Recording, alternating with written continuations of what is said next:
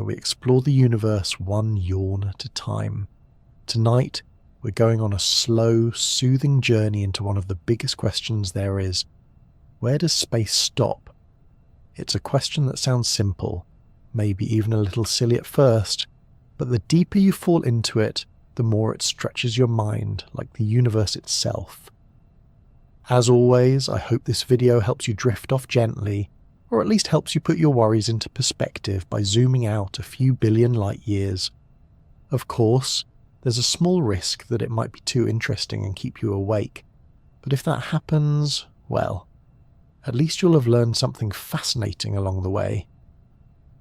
Before we float off into the stars together, I'd love it if you gave this video a like, and maybe even subscribed if you haven't already. It really helps this sleepy little channel grow. I'd also love to know where you're watching from and what time it is for you right now. Are you tuning in from a cosy bed in Stockholm at 11:30 PM? Or listening from a couch in Melbourne at 3 in the afternoon while pretending to work? Let me know in the comments. It's always such a joy to see the sleepy science community scattered gently across the globe. Now, settle in. Get comfortable. You don't need to remember any of this. You don't need to take notes or stay alert. Just let the words wash over you like the cosmic background radiation. And as we begin this gentle voyage into the vast unknown, remember, this video is for educational and relaxation purposes only, and is not intended as medical advice or a substitute for professional treatment. Ready? Let's begin. What exactly is space? That silent black canvas we see when we look up at the stars. What is it really? For most of us, space is simply nothing. A void. A big, empty place where stars float, planets orbit, and socks mysteriously vanish. But space, as it turns out, is anything but empty. In fact, it's one of the most active, mysterious, and misunderstood parts of the universe. To begin with, let's go back to the basics. For centuries, people thought of space as a simple backdrop. Imagine a stage in a theatre. Space was the flat wooden floor, and planets and stars were the actors moving around on top of it. This idea came largely from Sir Isaac Newton, who believed that space was absolute, a fixed, unchanging arena in which everything happened. Time ticked along at the same pace for everyone, and space was just the three-dimensional grid that held it all. Then along came a fellow with wild hair and a tendency to scribble on chalkboards, Albert Einstein. He shattered that tidy image and replaced it with something far more strange and elegant. According to Einstein, space isn't a passive backdrop at all. It's a living, stretchy fabric, one that bends, twists, and warps in the presence of mass and energy. Together, space and time form a four-dimensional construct called space-time, and this dynamic stage actually responds to what's happening on it. To visualize this, picture a trampoline. Place a bowling ball in the center, and the fabric dips. Now roll a marble across the surface. Instead of going in a straight line, it curves around the dip. That's a bit like how gravity works in Einstein's universe. Massive objects like stars and planets bend the space-time around them, and that curvature is what we perceive as gravity. We don't fall toward Earth because it's pulling us like a magnet. We fall because Earth has warped space-time, and we're rolling into the dip. Now, you might be thinking, okay fine, space bends, but when there's nothing in it, when we're in the gaps between stars, isn't that just nothing? Not quite. Even in the darkest, loneliest corners of the universe, space is still full of activity. Thanks to quantum mechanics, we now understand that empty space isn't truly empty at all. At the smallest scales imaginable, far smaller than atoms, space is buzzing with what physicists call quantum fields. These fields aren't things in space, they are space. Every particle in the universe arises from its corresponding field. An electron comes from the electron field, a photon from the electromagnetic field. And even when no particles are present, these fields are never completely still. They fluctuate constantly, producing tiny momentary particles that appear and vanish like cosmic fireflies. This jittery energy in empty space is called vacuum energy. It's a bit like the surface of a pond. From far away it looks calm, but get up close and you'll see little ripples, disturbances, the occasional jumping fish. What seems smooth and featureless from a distance is actually full of hidden motion. This is why physicists say the vacuum is not empty. It seethes with potential. Particles pop in and out of existence in fleeting pairs, virtual particles as they are known. They can't be directly observed, but their effects can be measured. For example, they influence how electrons behave around atomic nuclei, and even contribute to the mysterious phenomenon we call dark energy, which is believed to be pushing the universe apart faster and faster. So no, space is not just the place where you lose your keys or send your thoughts during awkward conversations. It is alive with structure and movement, even when there's nothing visible to the eye. And it gets even stranger when you consider that space itself can expand. Not the things in it moving farther apart, but space itself stretching between them. That idea too comes from Einstein's theories, and it underpins our modern understanding of cosmology. But let's pause for a moment. It's easy to feel overwhelmed by the idea that the emptiest thing in existence is actually humming with energy and geometry, and fields we can't even see. Yet in a way, that makes it all the more comforting. Because it means that the universe isn't just a cold void. Even in its quietest, darkest moments, there's still something happening. A soft background hum, like the quiet crackle of a fireplace or the rustle of leaves on a still night. And that hum, those fluctuations, that restless vacuum, is a reminder that space isn't just the absence of matter. It is a physical entity with properties of its own. It can bend and stretch, expand and ripple. It has energy. It has temperature. In fact, even the vast emptiness between galaxies is thought to be just a few degrees above absolute zero, still faintly warmed by the leftover glow of the Big Bang. So when we ask, what is space? We're not talking about an empty void. We're talking about a rich, structured fabric that connects every atom, every galaxy, every living being. Space is not where things happen. Space is one of the things that happens. It's part of the story, not just the stage. And maybe that's the strangest thing of all. The more we study space, the more it refuses to be empty. It twists, it hums, it fluctuates, it expands. Even when it seems to do nothing, it's never really doing nothing at all. And as for those missing socks, well, space might not be to blame. But if they did fall into a pocket of warped space-time, at least they'd be part of a very exclusive scientific mystery. Imagine standing on a quiet hilltop under a clear night sky, gazing up at a universe that stretches in every direction. It feels endless, infinite, eternal. But what if I told you that there's a cosmic limit to what you can see? A kind of celestial bubble that surrounds us, not because the universe ends there, but because light simply hasn't had time to reach us from beyond. This isn't science fiction. This is the observable universe, and it's the part of the cosmos we can actually detect. Light, radiation, gravitational waves, anything that has managed to travel to us since the beginning of time. That word observable is key. It doesn't mean that everything outside of it doesn't exist. It just means we're not lucky enough to have seen it yet. Now here's where things get interesting. You might think, logically, that the farthest we could possibly see would be about 13.8 billion light years away. After all, that's how long the universe has been around, give or take a few 100 million years. And if light moves at, well, the speed of light, wouldn't that be the edge of our vision? If only the universe were that straightforward. Because of the way space itself expands, that boundary is actually much farther out. What we call the observable universe has a current radius of about 46.5 billion light-years in every direction, making it roughly 93 billion light-years across. Yes, you heard that right. Even though the universe is only 13.8 billion years old, the distance to the farthest galaxies we can see is more than 3 times that, because space has been stretching the whole time.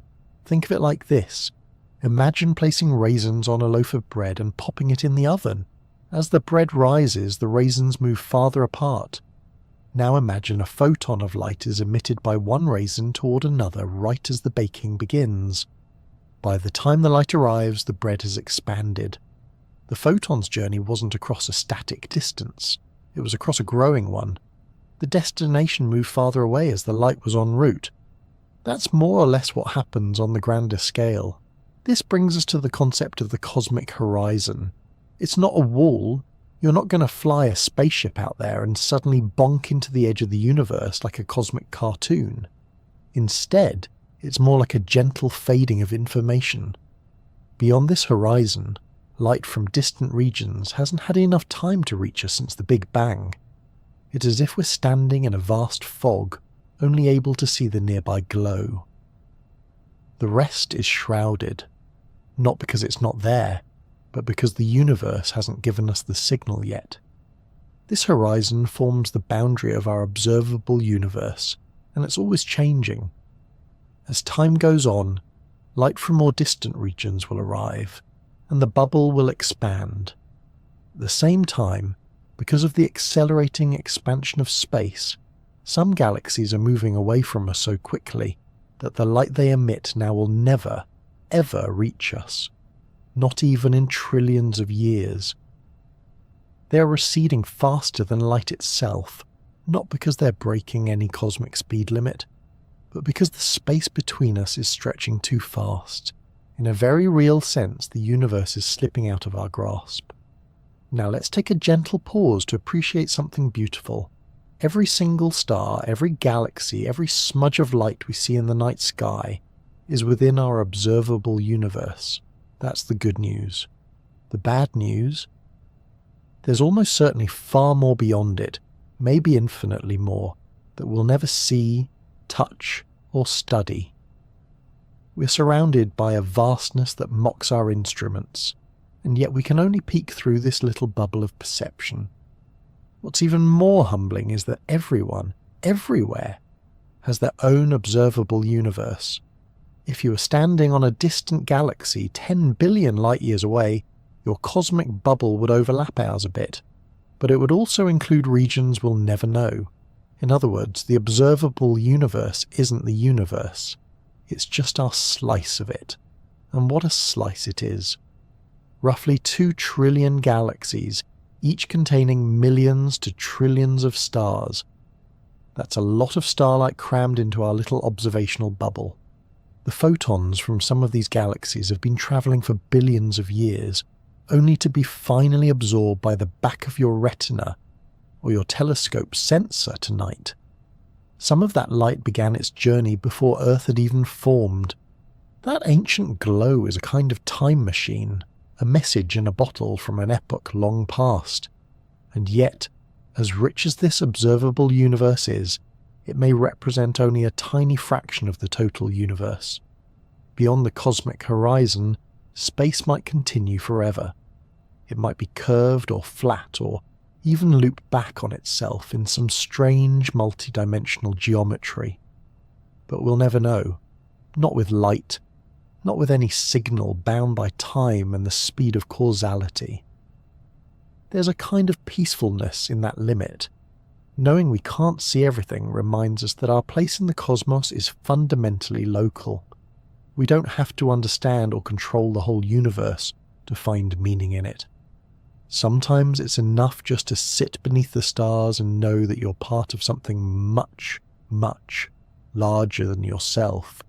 And while 93 billion light-years sounds massive, and it is, it's also just the visible frosting on an unfathomably big cosmic cake.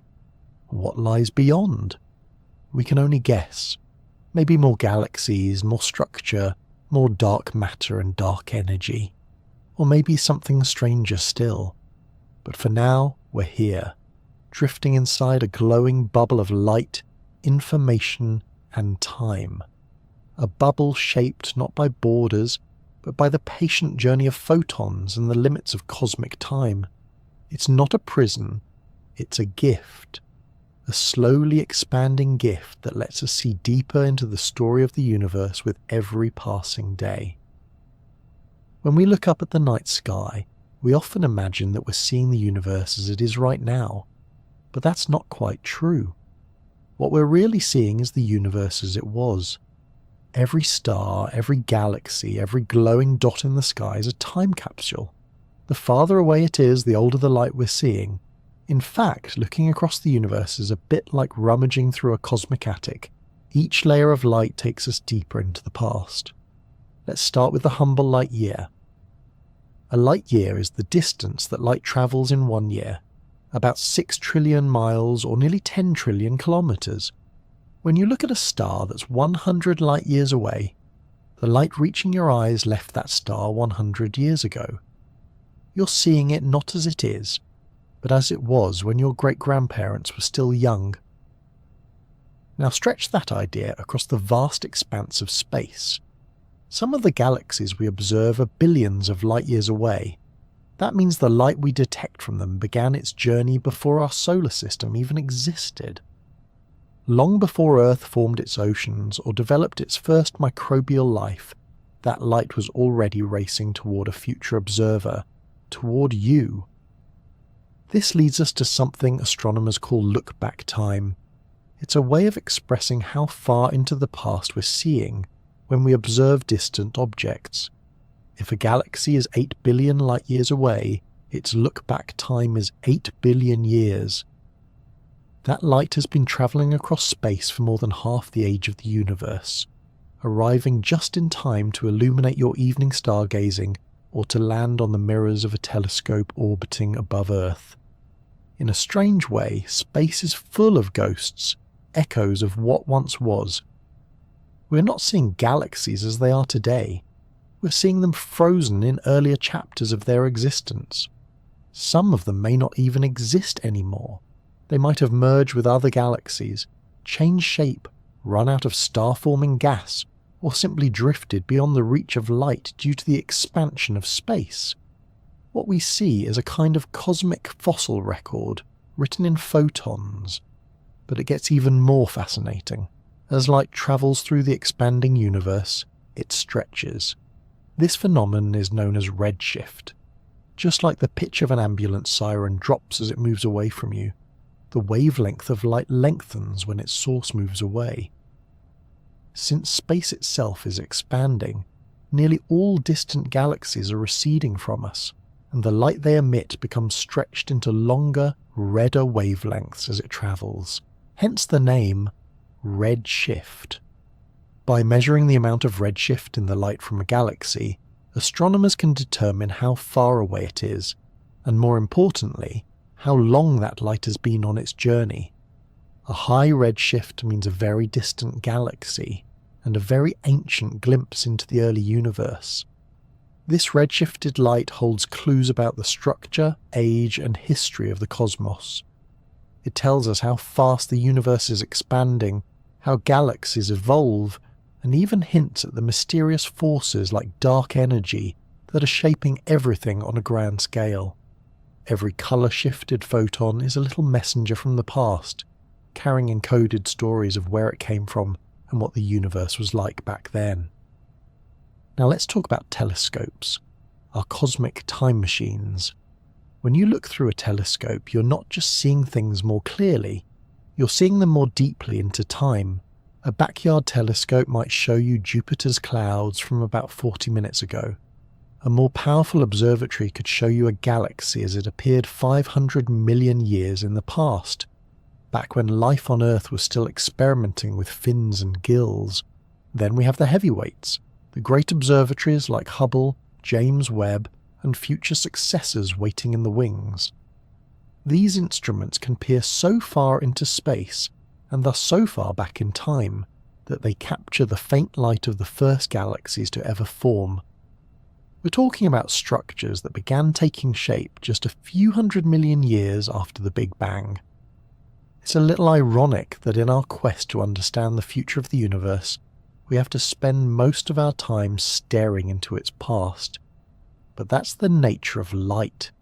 It travels fast, but not instantly. And because the universe is so vast, even light has to work hard to keep up. This means the universe, as we experience it, is always a little out of date. It's like watching a film that's still being edited, with scenes arriving one at a time, out of chronological order, some from galaxies just next door and others from across the cosmic abyss. Yet that delay is a gift. Without it, we'd never be able to piece together the story of how everything came to be.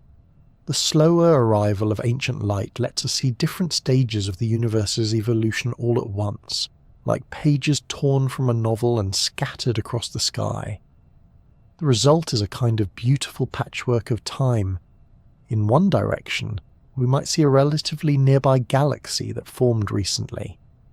In another, we might glimpse a flickering light from billions of years ago, when stars were still forming from clouds of primordial gas. All of these images are layered not just across space, but across time itself. You could say we're living inside a museum made entirely of light, but instead of walking from exhibit to exhibit, we let the photons come to us, crossing unimaginable distances to tell their stories, to fill our sky with ancient news from the dawn of everything.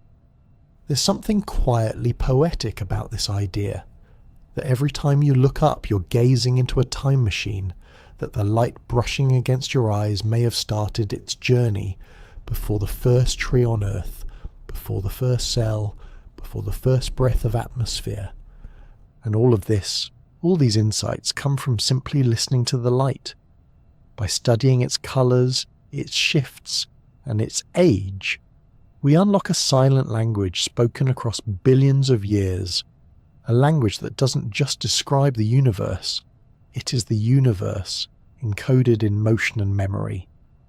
Next time you see a star twinkling above, remember that you're not looking at it as it is. You're looking at a version of it preserved in time, a glimmer of history still racing through the darkness. You're seeing what the universe looked like when it was younger, smaller, perhaps even gentler. And through the lens of science, and with the patient help of light, we continue to piece together our origin story, one distant glow at a time. Picture yourself standing in a field early in the morning. The grass is still wet with dew, the air is cool, and a soft fog rolls gently across the horizon. You can only see a short distance ahead, maybe a few trees, the outline of a distant hill. But beyond that, everything fades into a pale blur. You know the world continues past the fog, but your vision can't reach it just yet. In a way, that's what it's like to live inside the universe.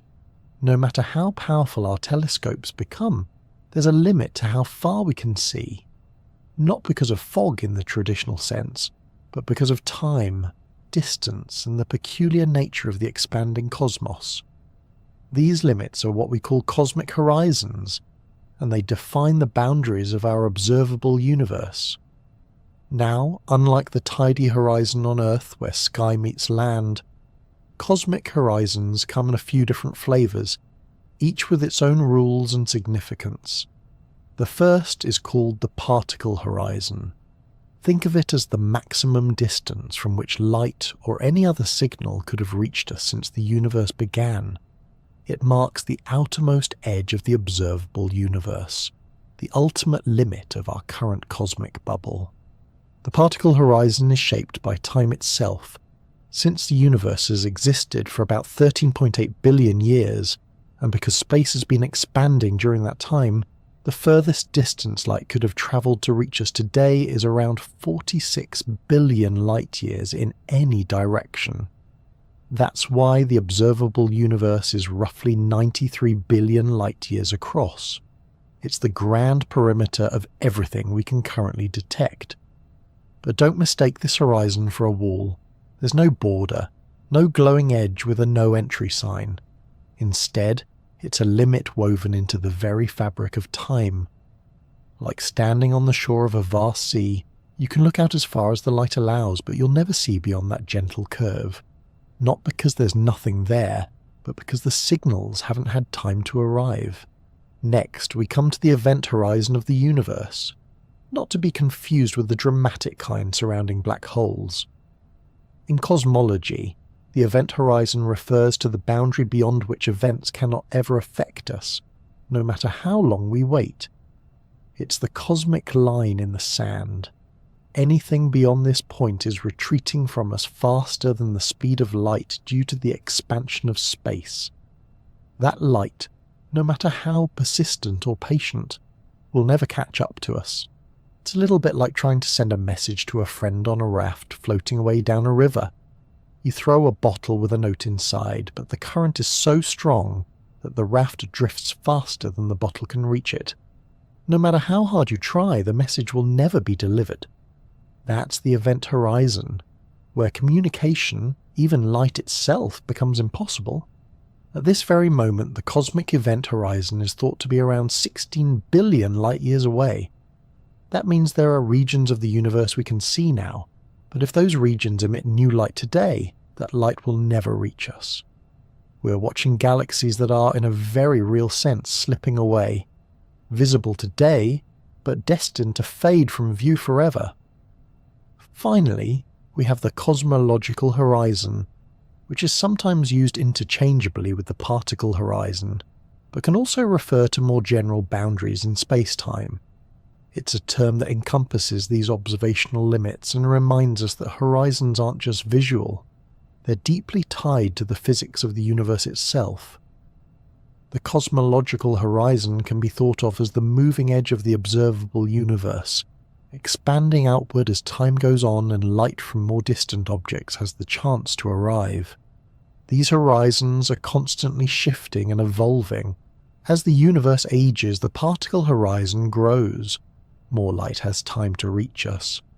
But because of dark energy and the accelerated expansion of space, the event horizon shrinks in relevance. More galaxies move beyond our reach. The universe becomes a place of increasing isolation, not because it's empty, but because the light from its distant corners is falling behind. To put it another way, the universe is like a slowly inflating balloon. Dots on its surface drift apart, and the farther they are, the faster they move away. We can only see the dots close enough for their light to make the trip. Beyond that, the light stretches and dims until it vanishes into the expanding abyss. There's something haunting but also peaceful about these limits. It's a quiet reminder that we're not omniscient observers. Our view is shaped by cosmic history, by how long light has been travelling, and by the strange properties of the space it travels through. We're peeking through a window that's enormous, yes, but still finite. Some regions of the universe will always remain a mystery, no matter how patient or clever we become, not because we lack technology, but because of the very nature of space-time itself. These unseen realms aren't behind a curtain waiting to be pulled back. They are beyond the reach of information, forever unknowable, and yet, even within these boundaries, we've managed to learn so much. We've mapped galaxies, measured background radiation, and traced the fingerprints of the Big Bang. We've used the fog of the particle horizon to understand the structure of the cosmos, and the glow of ancient light to piece together its story. The horizons don't limit our imagination, they frame it. Like the rising sun burning off the morning mist, every new discovery pushes the fog back just a little, revealing more of the landscape. But some parts will always remain hidden behind the curve, behind the stretching, swelling boundary where light will never arrive. Still, here we are, spinning quietly in a corner of the universe, watching photons arrive from billions of years ago, reading the messages they carry, and dreaming about what lies beyond the next soft bend in the cosmic road. Even if we can't see it all, even if parts of the universe are forever beyond our reach, the beauty is in the trying. In listening to the quiet hum of light, in following it to the edges of knowledge, and in knowing that while we may never see the full view, we're part of the story just the same. Not too long ago, in the grand timeline of human curiosity, people believed the universe was pretty steady. Galaxies were out there, stars were shining, and everything more or less stayed put. A quiet, eternal cosmos. But in the early 20th century, a game-changing discovery quietly rose from a mountaintop observatory, and the universe hasn't sat still since. It was Edwin Hubble, yes, the same name we gave the famous space telescope, who first noticed something peculiar. While studying distant galaxies, he observed that their light was consistently redshifted. That meant the galaxies were moving away from us, and the farther away they were, the faster they seemed to recede. This wasn't a random trend or a cosmic coincidence. It was a pattern, a law. Space itself, it seemed, was expanding. Now, this isn't quite the same as galaxies zooming through a fixed, static space like cosmic race cars. It's not like they're bursting outward into a pre-existing void. What's actually happening is stranger and more elegant. Space itself is growing. Imagine that space is the thing stretching, and galaxies are being carried along with it, like raisins embedded in a rising loaf of bread. That image, raisin bread, is a gentle and surprisingly accurate way to picture it. Think of the dough as space, and the raisins as galaxies. As the dough bakes and rises, it stretches in every direction. Each raisin finds itself farther from the others, not because it's moving on its own, but because the dough between them is expanding. There's no central raisin, no preferred direction, just a uniformly growing loaf. This is how the universe works on a large scale. Galaxies aren't rushing outward through space like cannonballs. They're being carried away from each other as the fabric of space itself stretches. That's why, no matter where you are in the universe, it looks like everything else is moving away from you. From every galaxy's point of view, space is expanding in all directions. It's a bit like being in a rising soufflé. No matter which bubble you're in, all the other bubbles seem to be drifting away. The universe isn't expanding into anything, it's just expanding. There's no outer shell, no edge it's racing toward. Instead, the distances between unbound objects simply grow over time, as if the cosmic measuring tape is slowly lengthening. This idea of an expanding universe was so radical when Hubble proposed it that even Albert Einstein had to revisit his own equations. Originally, Einstein had added something called the cosmological constant to his general theory of relativity to make the universe stand still. He thought the cosmos had to be static, and his equations, left to their own devices, suggested otherwise.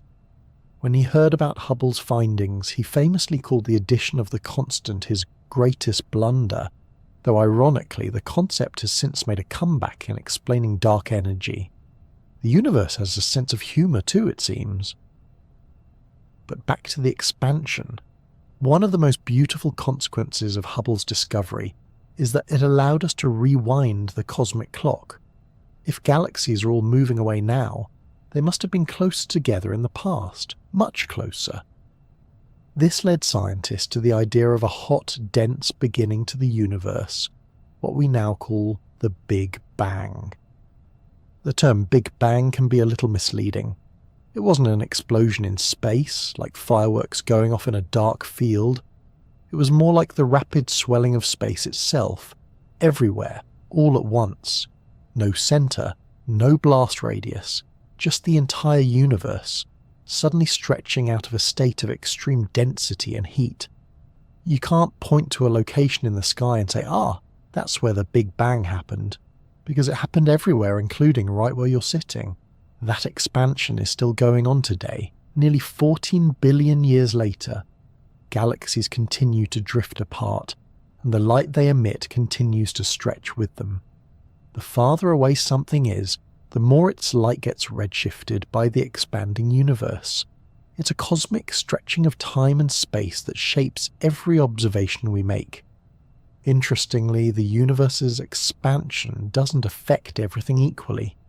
It works on the grand scale, between galaxies and galaxy clusters. But it doesn't pull your morning coffee farther from your lips or separate the atoms in your chair. That's because gravity and other forces dominate on smaller scales, keeping things nicely glued together. The Milky Way isn't expanding. Your neighbourhood definitely isn't expanding, and unless your washing machine is eating socks again, even your laundry pile is relatively stable. But on the cosmic level, the expansion continues, and what's more, it's accelerating. This discovery, made in the late 1990s, came as a surprise. Scientists had assumed that the expansion might be slowing down due to gravity.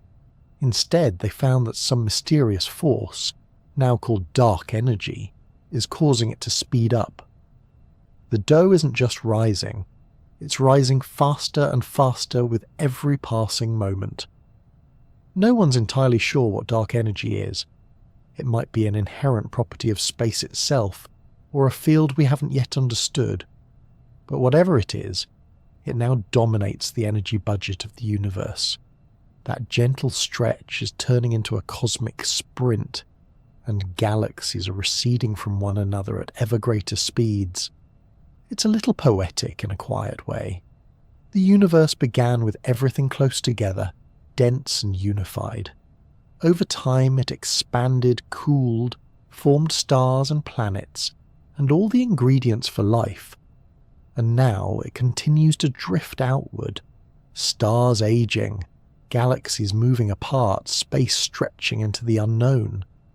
Like a story that opens with a bang, blossoms into complexity, and drifts off into a gentle, infinite epilogue.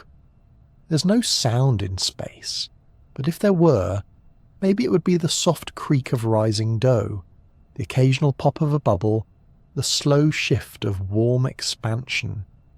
Not a violent noise, not a shout, just the peaceful hum of a universe becoming itself.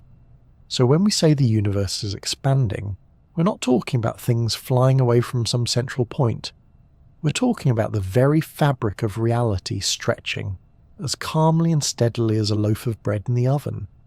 It's one of the most profound discoveries in science, and also one of the most comforting.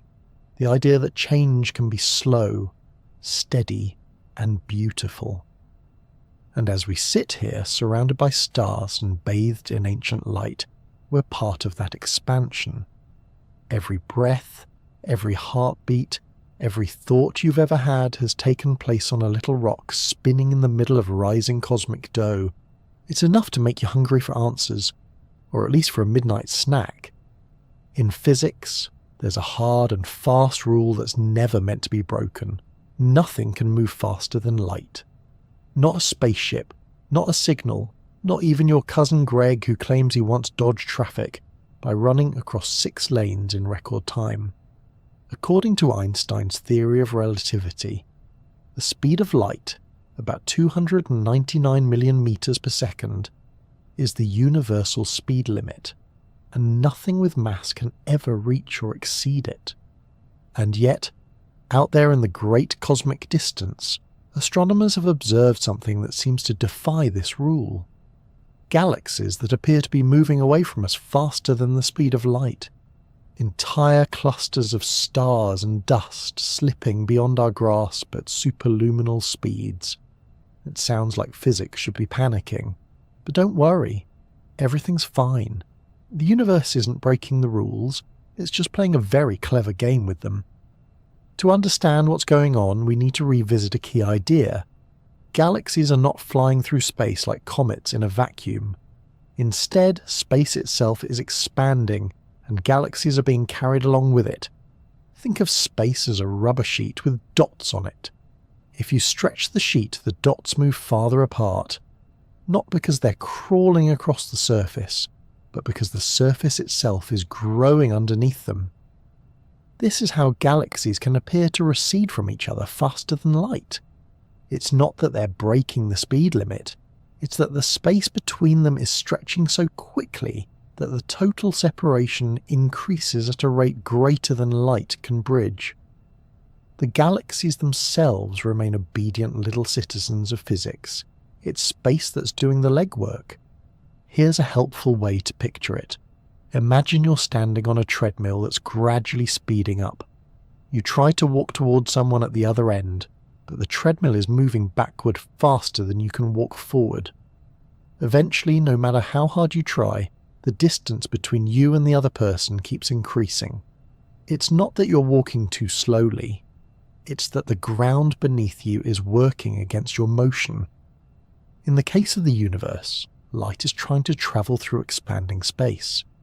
But in some regions, especially very far away, space is expanding so rapidly that the light never makes progress toward us. It's like trying to paddle a canoe upstream during a flash flood. The water flows too fast and your boat is swept farther away despite your best effort. This doesn't violate relativity because that theory only forbids objects moving through space faster than light. It doesn't say anything about how fast space itself is allowed to grow, and it turns out space has quite the flair for dramatic entrances. Take for example a period called cosmic inflation. This was a mind-bendingly brief moment just after the Big Bang when the universe expanded at an absolutely staggering rate, far faster than the speed of light. In less than a trillionth of a second, the universe grew from something smaller than a proton to something the size of a grapefruit, or possibly larger. Try explaining that expansion in a recipe. And again, this faster-than-light swelling didn't break any rules. It was space doing the expanding, not particles racing through it. It's one of the few times in physics when faster-than-light travel is not only allowed but encouraged. Just don't try it in a spaceship. Your engines will not appreciate the suggestion. This rapid inflation smoothed out the early universe, ironing away wrinkles and unevenness like a cosmic steam press. It also helps explain why the universe looks so uniform in every direction, despite the fact that distant regions haven't had time to exchange information. Inflation spread everything out so quickly that local differences became subtle and stretched far apart. Even now, billions of years later, we're still seeing the effects of that expansion. Space continues to grow, carrying distant galaxies farther and farther away from us. Some of those galaxies are now receding faster than light, not because they're speeding up, but because the space between us is growing faster than light can close the gap. This means that there are regions of the universe we can never see, no matter how long we wait. Their light will never reach us, and if they emitted new light today, that light would be swept away into the deepening void. These galaxies aren't lost because they're moving too fast. They're lost because the road between us is stretching out faster than their signals can travel. It's a bit like trying to send a postcard across a river where the opposite shore is drifting away faster than you can throw. No matter how many stamps you stick on it, the postcard is never going to make it. Eventually, even the idea of delivery becomes meaningless. So, when astronomers say some galaxies are receding faster than light, what they mean is this. Due to the expansion of space, the separation between us and those galaxies is increasing at a rate faster than light can keep up with. There's no violation, no rebellious physics.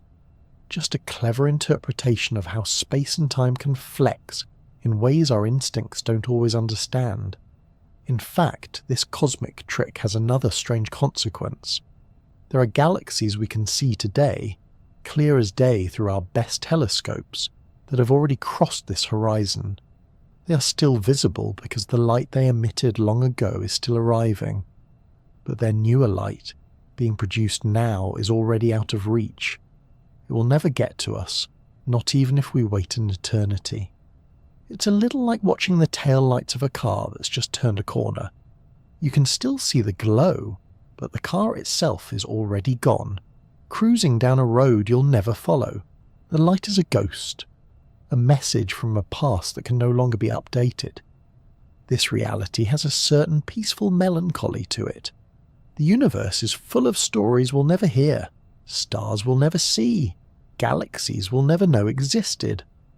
Not because we didn't look hard enough, but because the cosmos itself is drawing the curtain, stretching the stage beyond our view. Yet this too is part of the wonder. The fact that we've been able to glimpse so much of the universe's past is nothing short of miraculous. Despite all the distance and distortion, we've still managed to see billions of light years in every direction. We've caught ancient photons in mid-flight, pieced together the origins of galaxies, and even traced the faint afterglow of the Big Bang itself.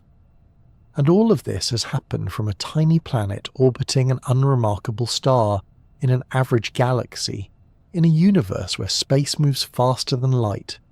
It's enough to make you feel small, but also strangely lucky, because here we are, listening to the whispers of an expanding cosmos, watching light struggle to reach us, counting galaxies as they fade into the distance, and all the while, the dough of the universe continues to rise, carrying with it the dreams of curious beings who once wondered just how far light could go.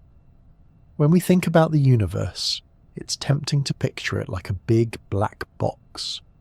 A vast rectangular space with a top and bottom, left and right, front and back, just floating in something. Maybe it has edges, maybe it goes on forever. Maybe there's a giant cosmic wall with a do not enter sign and a very bored security guard. But the real shape of space is much more subtle and much more fascinating. It turns out that space isn't necessarily flat like a tabletop. It might be curved. In fact, it might be positively or negatively curved, or just ever so gently flat. And this isn't just a matter of aesthetics. The geometry of the universe has deep implications for how it evolved, how it behaves, and whether it might one day curve back in on itself or continue stretching forever. Let's start with the three main possibilities. The first is a flat universe, like an infinite sheet of paper. In this model, the rules of geometry behave just as we learned them in school. Parallel lines never meet. Triangles always add up to 180 degrees, and if you travel in a straight line, you'll never loop around. You'll just keep going indefinitely through an endless cosmic plane. The second option is a closed universe, shaped like a sphere, or more precisely, the three-dimensional equivalent of a sphere. Here, space curves back on itself. If you were to set off in a straight line in any direction, and somehow avoided stars, planets, and all other space debris, you would eventually return to your starting point. Like walking in a straight line around the surface of the Earth, you wouldn't fall off. You'd just keep going in circles, though it might take several billion years and an industrial-strength pair of shoes. The third possibility is an open universe, shaped like a saddle. This space curves outward, like a Pringle. In this geometry, parallel lines eventually diverge, triangles add up to less than 180 degrees, and if you tried to go around the universe, you'd never come back to where you started. You'd simply drift farther and farther out into the cosmic vastness. These shapes, flat, closed, and open, are not just abstract ideas, they're tied directly to the universe's overall density and energy content. Specifically, how much matter and energy exist compared to what would be needed to make the universe perfectly balanced. This critical density determines whether space bends inward, outward, or not at all. If the actual density is greater than the critical density, space is closed and positively curved. If the density is less, it's open and negatively curved. And if the densities match just right, the universe is flat. It's a bit like the Goldilocks of cosmology, not too much, not too little, but just enough to keep the geometry straight. And how do we measure this? As it turns out, the universe leaves behind clues in the cosmic microwave background, the ancient light that's been travelling since shortly after the Big Bang. By analysing the tiny fluctuations in this faint glow, scientists can determine how space bends light over vast distances. It's like using the pattern of ripples on a pond to understand the shape of the shore. So far, the evidence suggests something remarkable. Our universe appears to be very, very close to flat. Not perfectly flat, perhaps, but close enough that any curvature is too small to detect with current instruments. It's like standing on a massive plane that might have a slight bend somewhere over the horizon, but as far as you can see, it's pretty straight. Now, here's where things get really interesting. A flat universe can still be infinite, or not. And a closed universe, surprisingly, can be finite but unbounded. That phrase sounds like a contradiction at first, like saying you have a mug that's full but holds no coffee, but it makes sense with a little thought.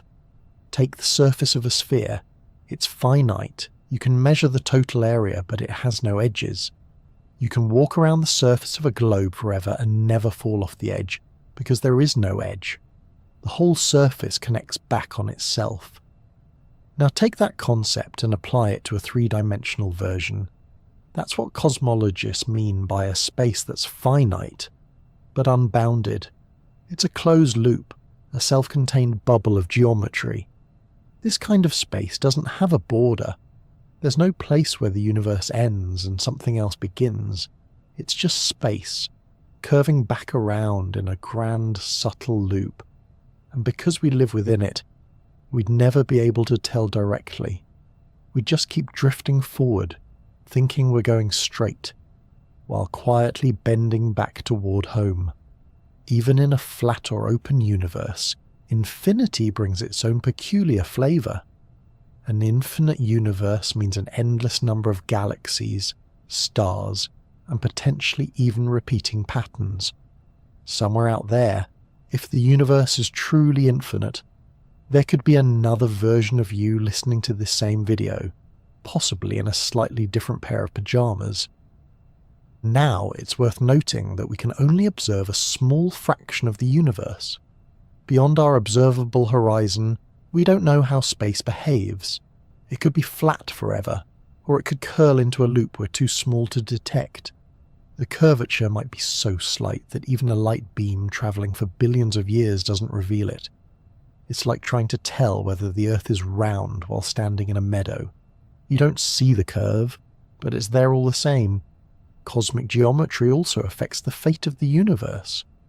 In a closed universe, gravity might eventually slow down the expansion and cause everything to contract, leading to a big crunch. In an open or flat universe, expansion could continue indefinitely, thinning out matter and cooling the cosmos into a gentle fade.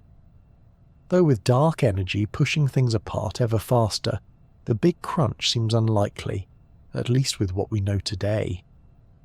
What's particularly comforting in a quiet kind of way is that no matter the shape, we're part of it. Whether the universe loops or drifts, curves or stretches, we are woven into its structure. Our atoms obey its geometry. Our light traces its curves. Our thoughts echo through its halls. We don't just live in space. We are space, folded into itself in a dance of mass and motion. So if the universe is flat, we live in a grand plane of cosmic possibility. If it's curved like a sphere, we may be looping around inside an invisible bubble. If it's open, we're surfing an endless saddle, heading out into infinity with no round trip planned. Whichever version is true, it's strange, elegant, and beautifully confusing in just the right measure. And that's part of the magic. You don't need to pin down the shape of space to appreciate its mystery. You can simply gaze up, smile at the stars, and know that you're standing on a tiny patch of something grand and curious. A universe with a shape we're still trying to imagine from the inside out. Imagine you're a tiny creature living on the surface of a balloon. You can walk north, south, east, and west along the surface, but you can't dig down or float above it. Your entire world is that two-dimensional skin, curved but seamless. You don't know the balloon is being held by a giant cosmic toddler with a helium tank. You just know that when you walk straight, you eventually loop back to where you started. This is the magic of curved space. It plays by rules that don't always match our everyday experience, and yet it makes perfect sense once you slip into its rhythm.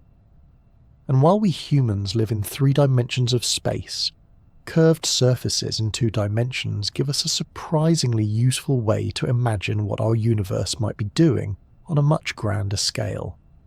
Let's start with something simple. On a flat surface, like a sheet of paper or a calm tabletop, geometry behaves in familiar ways. You can draw a triangle and the angles will always add up to 180 degrees. If you draw 2 parallel lines, they'll never meet.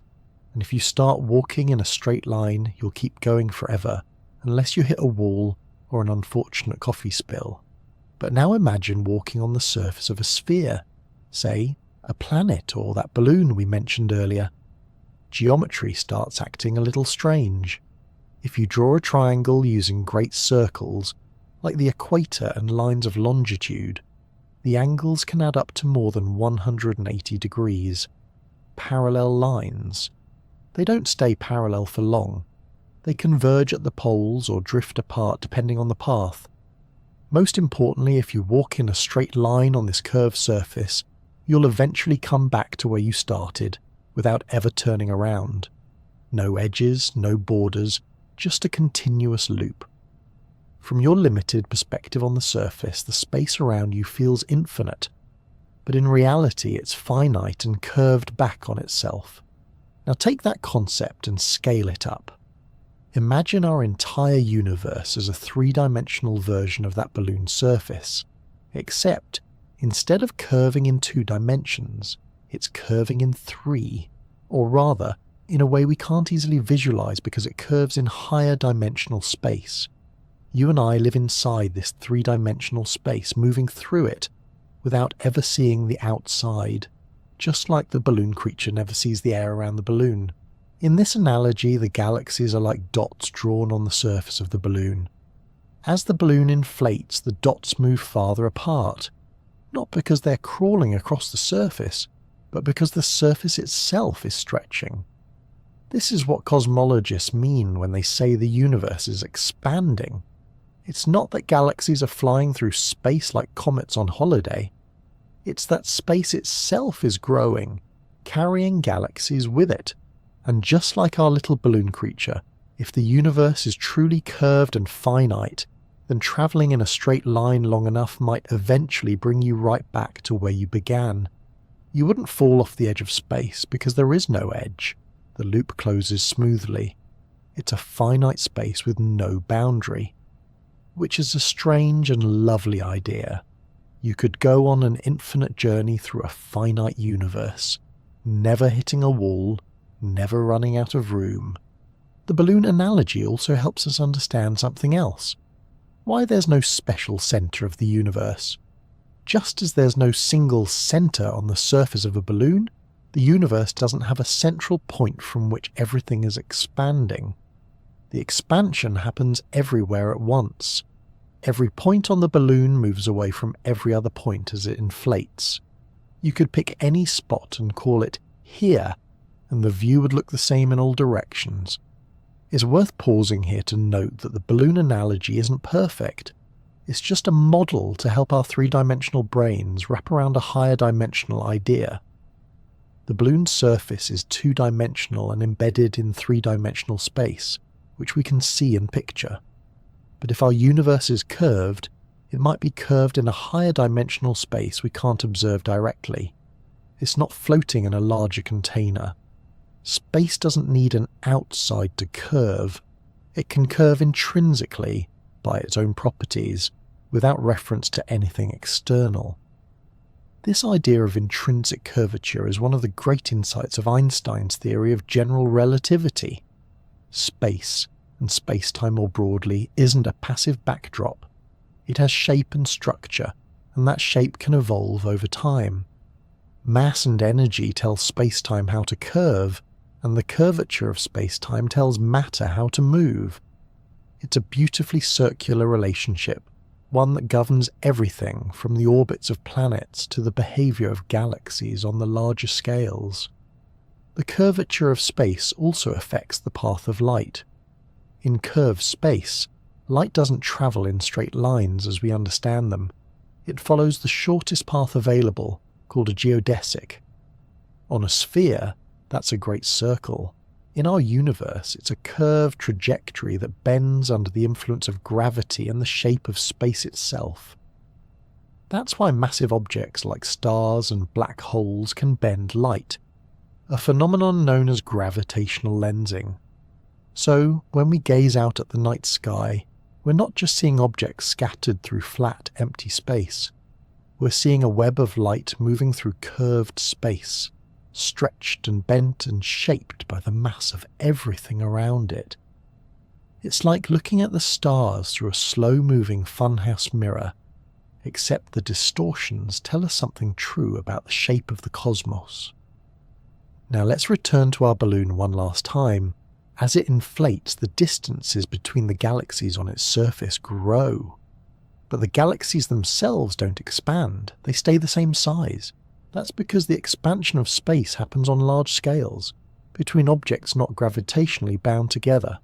So our Milky Way, our solar system, even our planet and its crusty old coffee shops, none of those are getting stretched like taffy. The expansion only takes hold in the great emptiness between galaxies. And what's driving this expansion? Well, we now believe that dark energy, a mysterious form of energy inherent to space itself, is causing the universe to accelerate in its growth. It's like the balloon is not just inflating, but doing so faster and faster with every breath. We don't know exactly what dark energy is, but we can see its effects in the way distant galaxies move and how ancient light spreads across the sky. So where does this leave us? It means we live in a space that might be curved, that might be finite yet boundless, expanding yet centerless, shaped by rules that defy our everyday experience, yet make perfect sense in the grand cosmic dance. And all of this, the curves, the expansion, the possibility of looping back to our starting point, can be imagined with a simple balloon. A rubbery metaphor floating through thought space, whispering ancient secrets about a universe that grows not outward from something, but within itself. Next time you see a balloon rising into the sky, give it a little nod.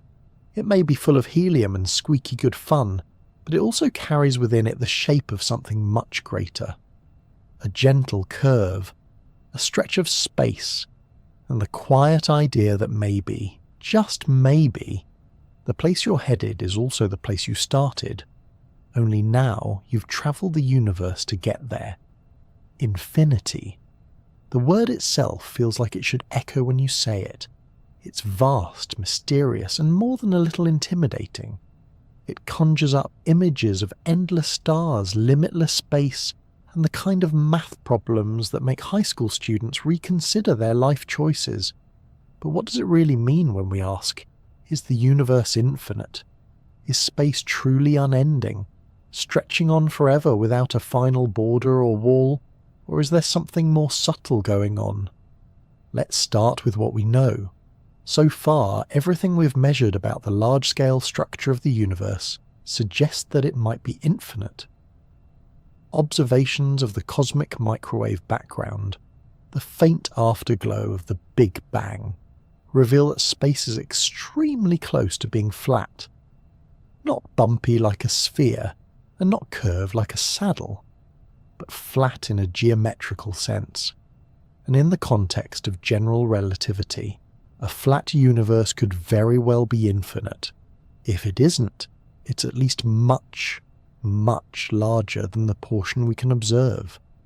That leads us to the observable universe, the cosmic bubble we can see. It stretches about 93 billion light-years across. That's the part of the universe we have access to because light from those regions has had time to reach us since the beginning of the cosmos. But beyond that, it could keep going. There might be galaxies upon galaxies, cosmic structures we'll never detect, entire regions of space that are forever beyond our view. And here's the thing, We can't actually prove or disprove whether the universe is infinite because we are confined to our observational limits. We're like ants on a beach, looking in every direction and seeing only sand. For all we know, the beach stretches across the continent, or maybe it ends a few dunes over in a tide pool full of curious crabs. We just can't see far enough to know. This raises an important point. We don't measure infinity the way we measure, say, the distance to the moon. You can't stick a ruler on space and keep going until the numbers run out. Infinity isn't a number. It's an idea, a concept. And in science, concepts need evidence. That's where it gets tricky. You can never directly observe infinity. You can only look for signs that space shows no signs of curving back on itself, or ending abruptly, or behaving in a way that implies it loops. So far we've looked in all directions and seen no detectable edge, no sudden drop-off, no cosmic fence with a do not pass sign hanging on it. But that doesn't mean such a thing doesn't exist. It just means it's beyond what we can see. And unless we suddenly invent a telescope that can break the speed of light and outrun the expansion of the universe, that's not going to change anytime soon. The idea of an infinite universe brings with it some very peculiar consequences. If space is truly infinite, then the amount of matter it contains is also likely infinite, or at least so staggeringly large that it might as well be. That means an endless number of stars, planets, comets, clouds of dust, and yes, potentially even life. Somewhere out there, in the farthest reaches of a never-ending cosmos, there might be another planet just like Earth. Maybe it has trees that grow sideways, or oceans that sparkle with strange colours. Maybe it has creatures asking the same questions we are, wondering whether their universe ever stops. And here's where it starts to bend the brain a little. In an infinite universe, if matter is distributed more or less uniformly, then the laws of probability suggest that patterns will eventually repeat. Which means that somewhere out there could be a version of you, or several. Some may be nearly identical. Others might have chosen a different breakfast cereal this morning and accidentally altered the course of their entire day. Now don't worry, this isn't meant to be unsettling. You're not going to bump into your cosmic doppelganger at the grocery store. These regions are likely so far away that they are forever unreachable. The light from those parts of space will never, ever reach us, even if we wait longer than the age of the universe multiplied by every grain of sand on Earth. Still, the implications are profound. Infinity isn't just a matter of size, it's a shift in thinking. It transforms the universe from something large to something boundless. You no longer have to wonder what's beyond the edge of the map, because there is no edge, just more map. Forever. Of course, there are good scientific reasons to be cautious about assuming the universe is infinite. We have only a finite sample to work with, and cosmologists remain open to the idea that space might be very large but still finite.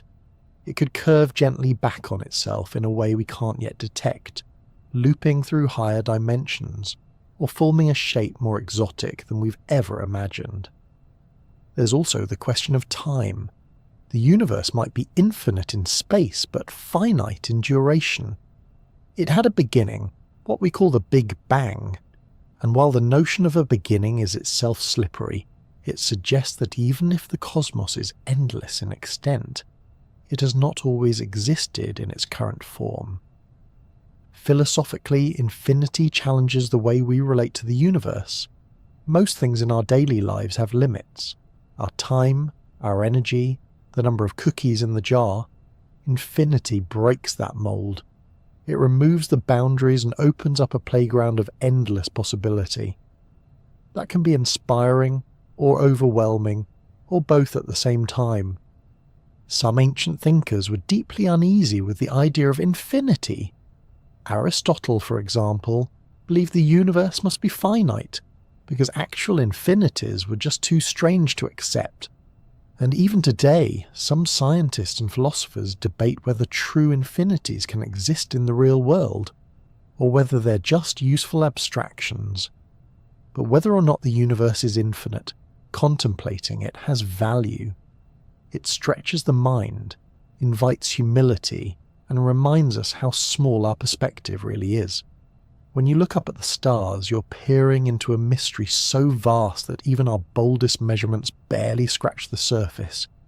You're seeing only a local glow, a few lights in the window of the cosmic mansion. And yet, here we are, tiny creatures on a spinning planet wondering how far space goes. We build instruments to chase ancient light, we invent math to frame the impossible, and we lie awake at night thinking about what lies beyond the last star we can see. Maybe the universe is infinite, maybe it's not. Either way, it's more than enough. More than enough to fuel our questions, our stories, our science, and our dreams. More than enough to remind us that we're part of something truly immense. And the most wonderful part of all, you don't have to know how far it goes to feel at home in it. You're already woven into its fabric, a flicker of thought on the edge of the observable, glowing softly in a cosmos that may never end. There's something irresistible about the idea of an edge. We grow up with edges, walls, fences, sidewalks, lunchboxes. Everything we encounter seems to stop somewhere. So when we think about the universe, it's only natural to imagine it must stop too. Surely after some truly staggering distance, space must come to an end, like the final room in a very big mansion, or the edge of a massive tabletop hanging over the abyss. But here's the twist. Space doesn't actually need an edge. It can be finite in size without having a boundary at all, and that's where things get beautifully strange. Let's start with something simple. Picture the surface of the Earth. If you were to walk in a straight line in any direction, you would eventually circle back to where you started. You wouldn't fall off anything. You wouldn't hit a wall, and you wouldn't find a signpost reading "End of Earth, please turn around." The surface is finite but unbounded. It loops back on itself in a seamless way. Now take that idea and expand it to a three-dimensional space. Imagine living inside a volume of space that wraps around itself in much the same way the surface of a globe does in 2 dimensions. If you could keep moving forward in a perfectly straight line through this space, you might eventually return to your starting point, having never encountered a wall, cliff, or any kind of edge. This kind of space is not science fiction. It's a perfectly valid model in cosmology. It's called a finite unbounded space. It sounds like a paradox at first, like saying a cup can be full of tea, but not contain any liquid. But once you understand the geometry, it clicks into place. Space can be shaped in such a way that it closes in on itself, forming a complete volume without ever needing to end. One of the classic shapes used to illustrate this idea is the torus. Imagine a donut. Not the jelly-filled kind, but the smooth, round kind with a hole in the middle. The surface of the donut is 2-dimensional. You can walk around it without leaving the surface, but it has no edges. It loops back on itself both horizontally and vertically. If you're an ant walking on the donut, you can go forever without ever hitting a boundary. Now imagine a 3-dimensional version of that, where space loops in multiple directions.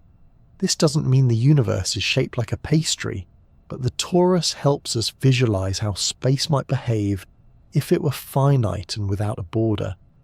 You could start at one point in space, travel in a straight line, and, after a very, very long time, find yourself right back where you began, like a galactic boomerang.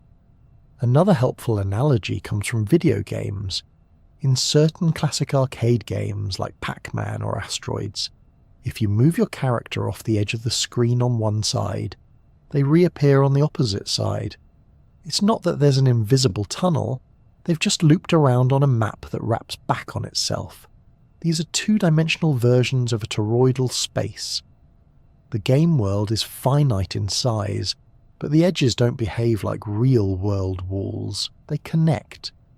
In theoretical cosmology, this idea is more than just playful musing.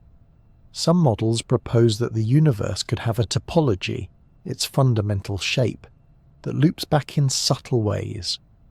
We might not notice these loops unless we looked far enough and in just the right direction. There's even been speculation that if the universe is small and curved just right, we might see repeated patterns in the cosmic microwave background, like mirrored wallpaper left behind from the Big Bang. So far, we haven't found any clear signs of this repetition, but the idea hasn't been ruled out completely. The deeper truth is that the universe doesn't need an outer surface or a surrounding void. That's a very human way to look at space, as something sitting inside something else.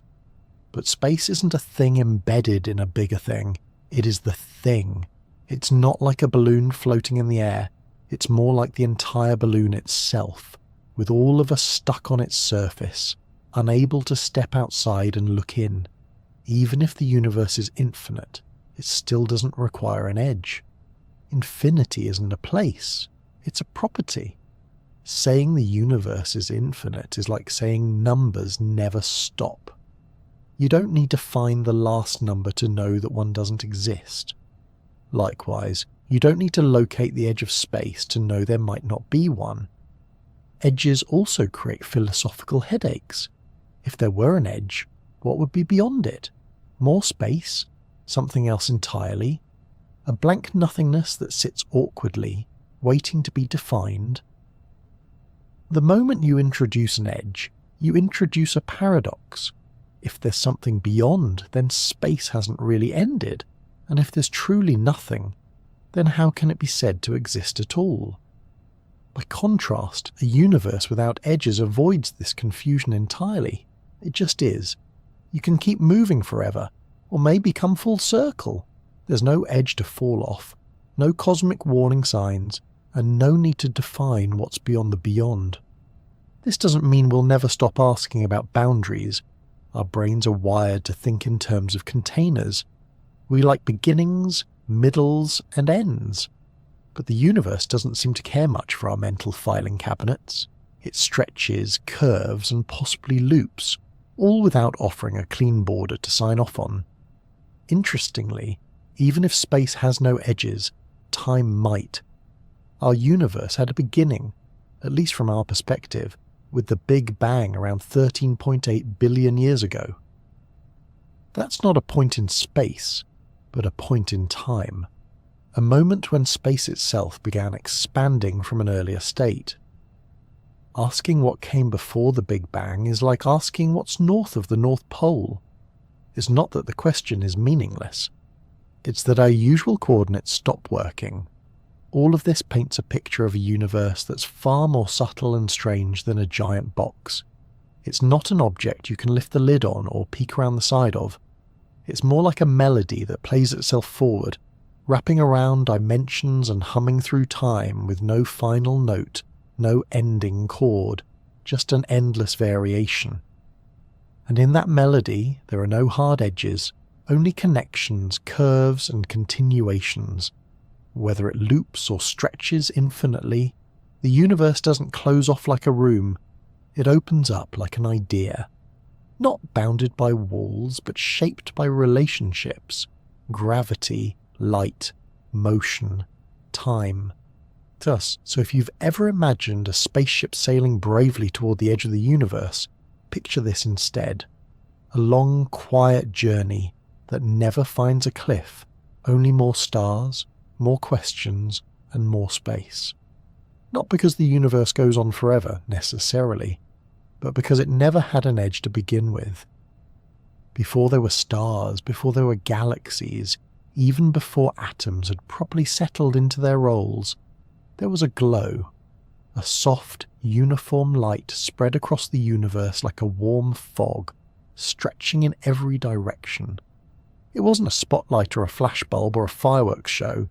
It was quieter than that, gentler, like the first rays of dawn seeping through a window before anyone's had a chance to open their eyes. And some of that light is still with us today, We call it the cosmic microwave background, or CMB for short. It's not just the oldest light we can see, it's the oldest light anyone can see. A whisper from the very early universe, still drifting gently through space, passing through galaxies, stars, planets, and sometimes, with the right instruments, into our detectors. To understand where this light comes from, let's go back in time, way back. About 13.8 billion years ago, the universe began in a hot, dense state, a singularity of seething energy and unfathomable temperature.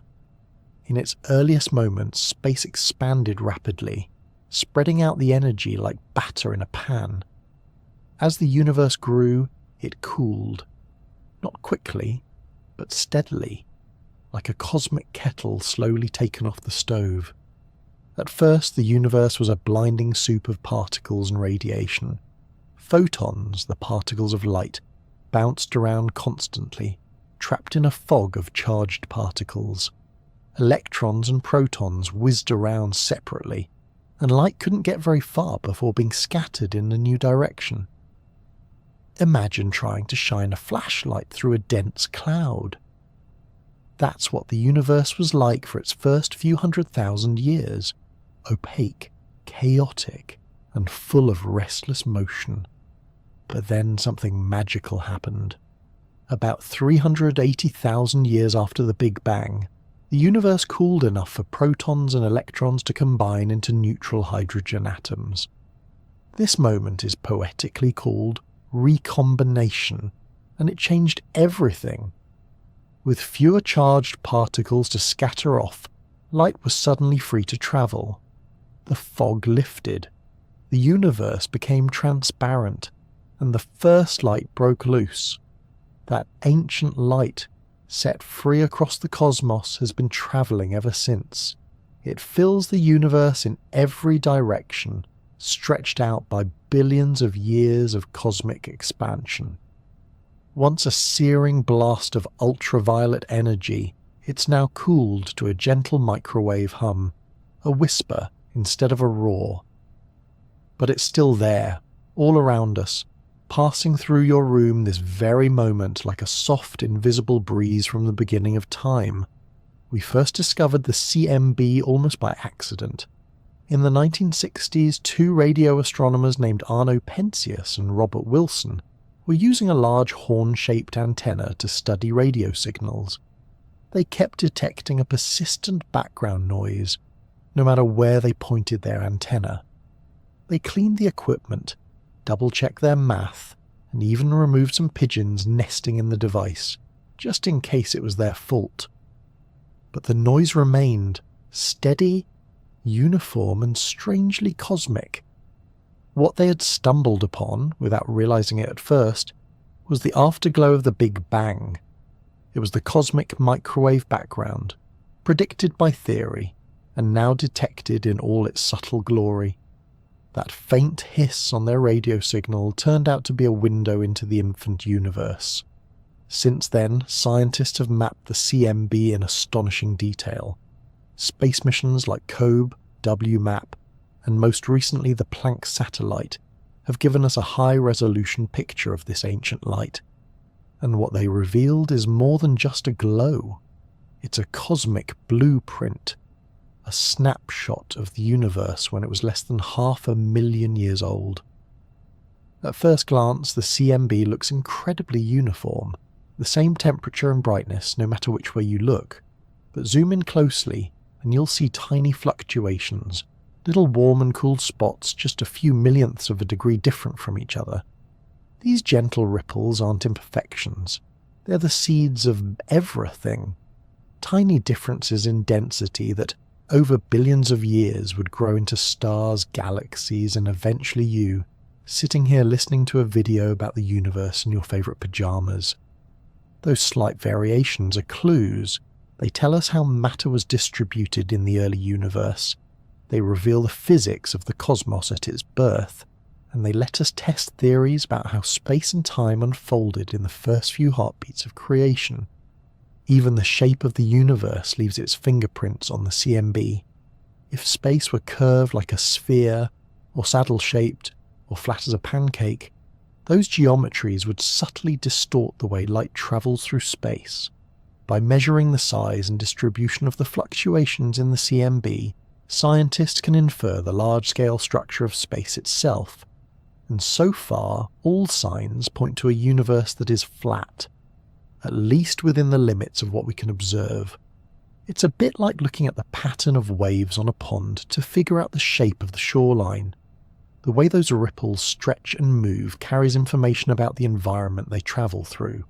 In the same way, the CMB carries encoded messages about the shape, size, and ingredients of the universe. It's light as data, photons as historians, and there's something deeply soothing about imagining that glow. A soft, gentle wash of ancient light, not blinding or fiery, but calm and even. Not one that you can see with your eyes, but one that's always present. It's like the universe's own lullaby, still playing after all these years. If you could tune in with the right kind of radio, you'd hear it everywhere. Not as a song, but as a faint static warmth, a constant low-level presence woven into the very fabric of space. It's the closest thing the universe has to a baby photo, a snapshot of its earliest moment of clarity. And it's still whispering to us, long after the stars were born, long after galaxies spun into shape, long after Earth began its slow dance around the sun. That light has outlived generations of stars, crossed unimaginable distances, and arrived here in your lifetime, ready to tell its story. In a universe filled with mystery, the CMB is something solid, something we can measure, map, and understand. It reminds us that we don't need to chase the edges of space to learn about its beginning. Sometimes the answers are already floating all around us, waiting patiently in the glow. So the next time you look up at the night sky, try to picture it not as black and empty, but filled with an ancient light too faint to see. It's been travelling for over 13 billion years, stretching with every passing moment, carrying the quiet history of everything. And even now, in the stillness of space, it continues to shine. Is there a true edge to the universe? A final frontier, a cosmic curtain, some ultimate boundary where space just stops? It's a question that keeps bubbling up, not just in science fiction, but in real scientific circles, whispered between chalkboards and telescopes. While mainstream cosmology leans toward a universe with no hard edge, some speculative theories and thought experiments nudge open the door to stranger possibilities, places where boundaries might exist, even if we can't quite see or feel them. Let's start gently, with the idea that our three-dimensional universe could be a kind of surface, or brain, floating in a higher dimensional space. This is one of the central ideas in brain cosmology, an offshoot of string theory. In this picture, our universe might be a vast three-dimensional membrane, short for brain, existing within a higher dimensional bulk. We are confined to this brain. All the particles and forces we know, except gravity, are stuck here, like bugs trapped on a soap bubble. Gravity, being a bit more adventurous, might leak into the surrounding dimensions, which is one reason some physicists think it seems so weak compared to the other forces.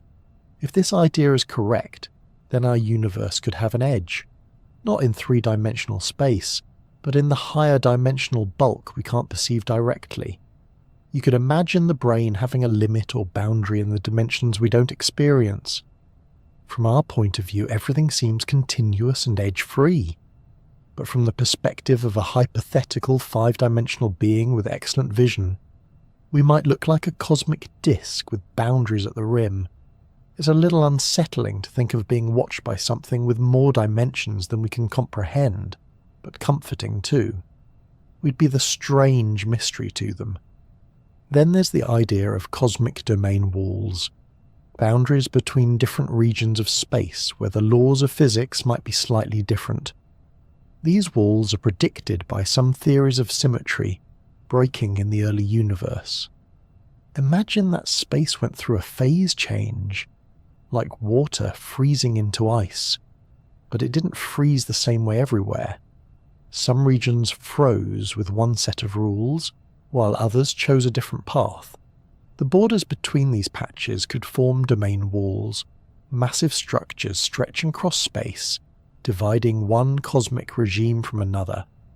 In most models, these walls would have quickly disappeared or diluted into irrelevance, but some speculative scenarios imagine they could still exist, lurking in deep space like silent sentinels. Passing through one might be undramatic, or it might be like stepping into a parallel universe with a slightly different version of chemistry. Your atoms might behave just a little bit differently. Your tea might taste slightly more lemony for no apparent reason. Speaking of passing into other realms, some thinkers have wondered whether our entire universe might be the inside of a bubble. Not metaphorically, but literally. A bubble of space that formed during a phase of cosmic inflation. Picture the early universe frothing with quantum fluctuations.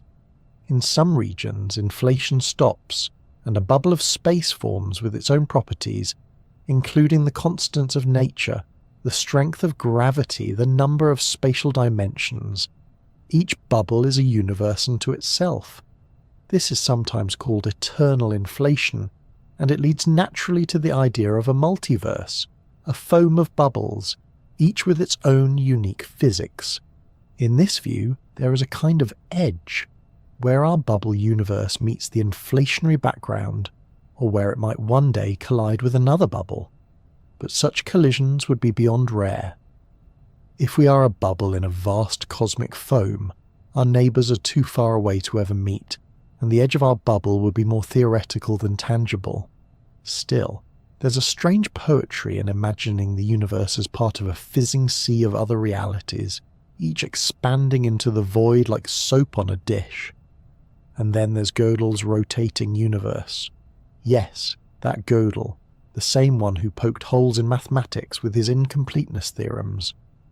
In 1949, he came up with a solution to Einstein's equations that describes a universe rotating as a whole. Not individual galaxies spinning in place, but the entire fabric of space-time slowly twisting like a vast cosmic spiral. In this strange model, time and space are curved in such a way that you could, in theory, travel along a specific path and arrive back at an earlier point in time. Essentially, a time loop.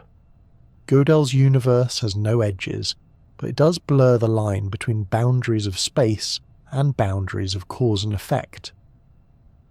What's more disorienting? A wall at the end of the universe, or the ability to meet yourself before you were born?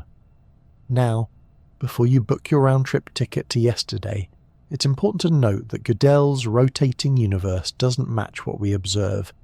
Our universe isn't spinning in that global way, and the kind of time loops he imagined remain theoretical at best. But the model is valuable, not because it's physically realistic, but because it stretches our minds. It reminds us that the rules of the universe are not set by our imaginations, but by equations, and those equations sometimes allow for worlds stranger than fiction. Another wild idea proposes that the universe might be like a hologram, not in the science fiction sense of flickering projections, but in a very precise mathematical way. According to the holographic principle, everything that happens in our three-dimensional space might be encoded on a distant two-dimensional boundary, something like the way a hologram stores a full image in a flat surface. In this case, the true edge of our universe isn't a wall or a border, but a boundary where the fundamental information is stored. We're not talking about simulations or digital trickery here, just a different way of describing the same physics. The idea emerges from string theory and black hole thermodynamics, and it's still speculative, but tantalizing. The deeper message behind all these theories isn't that we'll find a physical wall at the edge of space, or a sign that reads, "End of universe," authorized personnel only. It's that space might have limits and boundaries in ways that don't look like what we're used to. Edges might exist in higher dimensions or in the initial conditions of our universe, or in the information that underlies everything. They might not look like walls. They might look like changes in physics, changes in curvature, changes in the rules themselves. It's entirely possible that we live in a universe with no edge at all. But it's also possible that we're brushing up against ideas that feel like edges, limits of what we can know, of what we can observe, of what our equations can describe. And that's a kind of boundary too, isn't it? We are creatures evolved to live in rooms, on continents surrounded by air and gravity and things that end. So when we step into cosmology, we bring those instincts with us.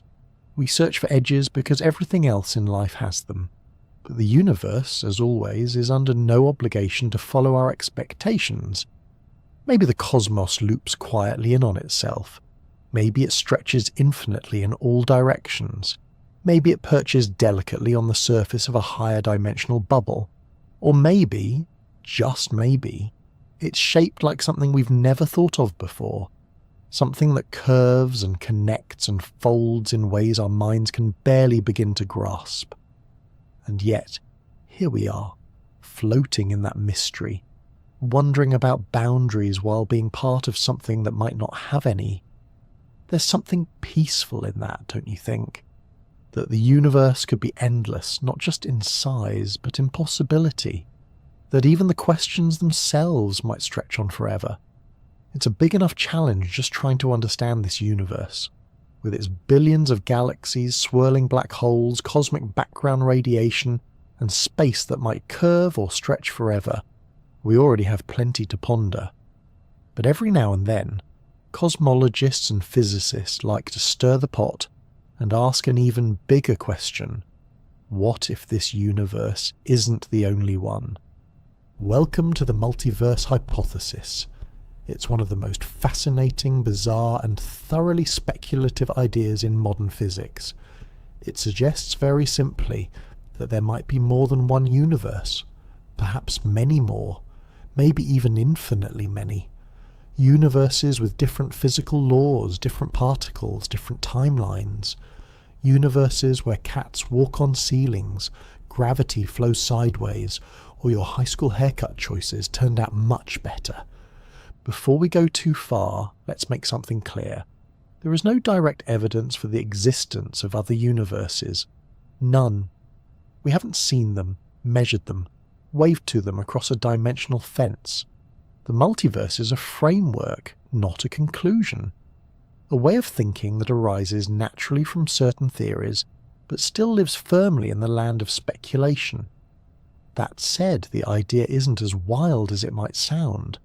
In fact, there are several different versions of the multiverse hypothesis, each with its own flavour of cosmic imagination.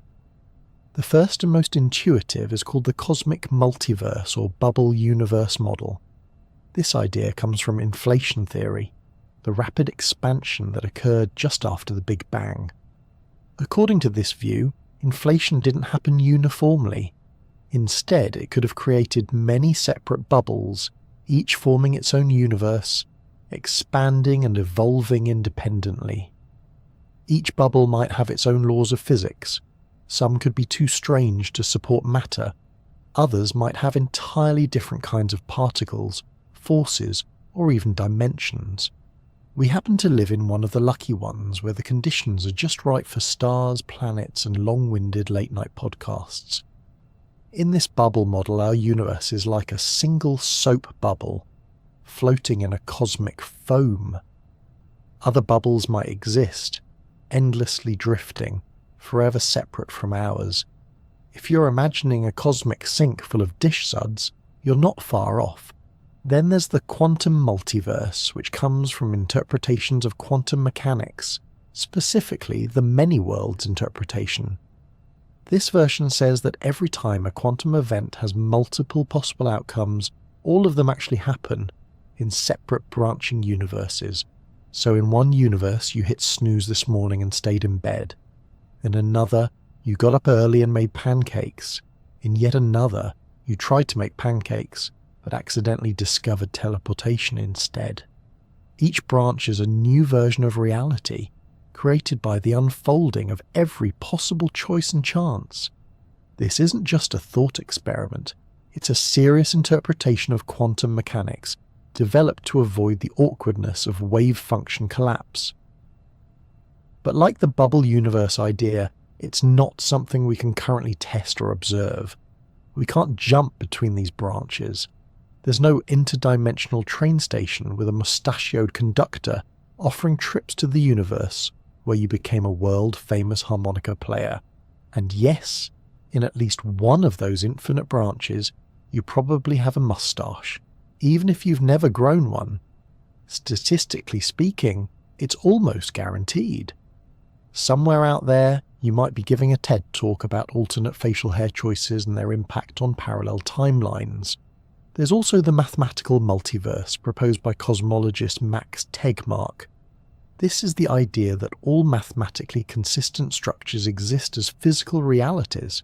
In other words, if it's mathematically possible, it exists somewhere. That includes not just other universes with different particles, but ones with entirely different logical rules. Universes where the value of pi is different or time flows in a spiral. It's a bold suggestion, almost mystical in scope, and probably impossible to test. But it's compelling to think that math itself could be the fabric of existence, spawning every possible variation of reality like an infinite library of cosmic blueprints. These multiverse ideas, while intriguing, do face criticism, and rightly so. One of the biggest issues is falsifiability. If other universes are forever inaccessible, how do we study them? How do we know they exist at all? Science works best when we can test predictions, measure results, and refine our models.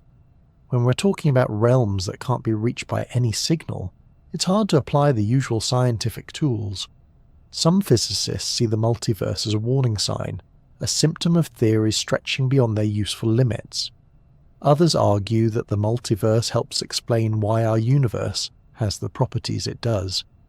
If there are countless universes, each with different constants and laws, it's not surprising that we happen to live in one where life is possible. It's a cosmic version of survivorship bias. We exist here because here is a place where existence is possible. It's a bit like rolling dice in a casino with an infinite number of tables. Most tables produce nothing interesting, but at one of them, by pure chance, the dice land just right. That's the table we're sitting at. We didn't cheat, we didn't rig the game, we just happened to be in the room where the numbers worked out. Some cosmological models even suggest that multiverses might be indirectly detectable, perhaps through unusual patterns in the cosmic microwave background, caused by collisions between bubble universes. So far, nothing has shown up, but physicists are keeping an open mind. After all, some of the most incredible discoveries in science started out as strange ideas waiting for the right tools. Whether or not other universes exist, pondering them stretches our imaginations. It encourages us to think beyond the limits of what we can see. It reminds us that reality might be far broader, stranger, and more playful than we ever expected. It invites us to be humble in the face of what we don't know, and bold in exploring what we might someday learn. And really, isn't that what science is all about? Not just answering questions, but discovering bigger ones. Not just building knowledge, but expanding wonder. Even if we never find another universe, even if this one is all there is, we've already proven that human curiosity can reach across galaxies, through time, and into ideas as vast as the multiverse itself. That's no small thing. So whether you believe in a single cosmos or an infinite stack of them, whether you prefer one timeline or a branching forest of quantum possibilities, remember, somewhere in the multiverse you're doing something brilliant, or unusual, or inexplicably involving a llama. And in this universe you're here, thinking about space, sipping tea, and quietly wondering what else might be out there, just beyond the veil of what we know. That, in itself, is a kind of cosmic magic. Where does space stop? It's the question that brought us here. whispered softly at the beginning like a child asking if the sky has an end. And after wandering through galaxies, curved dimensions, cosmic microwave whispers, and the edges that may or may not exist, we find ourselves gently circling back to where we began, still wondering. We've learned that space doesn't behave like a room or a box or a stretch of road. It doesn't come with a fence or a finish line. It doesn't need walls to be complete. It can be infinite or finite and unbounded. It can stretch, loop, curve, and fold in ways our minds are only beginning to understand. It can even carry galaxies away from us faster than light, not because they're moving, but because the space between us is growing. We know that there is a limit to what we can observe, a cosmic horizon beyond which light has not yet reached us. But we don't know what lies beyond it. Maybe the universe keeps going forever, or maybe it folds back on itself in a gentle arc we'll never see. Perhaps our universe is one bubble among many, drifting in a higher dimensional sea. Or perhaps the multiverse is just a poetic idea, beautiful but unreachable. What we do know is that space is not empty. It's alive with structure and subtle energy. It stretches with time. It carries the light of ancient stars and the hum of the Big Bang. It has no centre, and as far as we can tell, no end. And still questions remain. Is the universe infinite, or just very large? Is it curved, flat, or something else entirely? Is it one of many, or all there is? And if there were an edge to space, what would be on the other side? We may never find all the answers, but that's not a failure. It's the heartbeat of science. The beauty of the cosmos isn't just in what we know, it's in what we don't. It's in the quiet courage of looking up and asking anyway. The search continues, as it always has, through telescopes and equations, through gentle dreams and midnight thoughts. Every photon we catch, every map we make, every model we refine brings us a little closer, even if the destination keeps shifting like the stars. Maybe that's the whole point. Maybe space never stops, not because it's infinite in size, but because it's infinite in mystery. Maybe it doesn't have to end for it to matter. Maybe it just is, sprawling quietly in all directions, an invitation, not a boundary.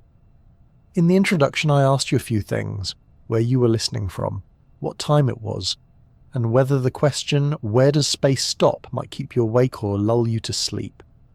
I hope by now you feel more relaxed. I hope your thoughts have softened into that quiet space where wonder lives, and if you're still awake, just barely, I hope you found some peace in the asking, even if the answer remains elusive. Because really that's what space gives us. Not just stars or silence, but the freedom to ask the biggest questions of all. And perhaps space never stops because questions never do.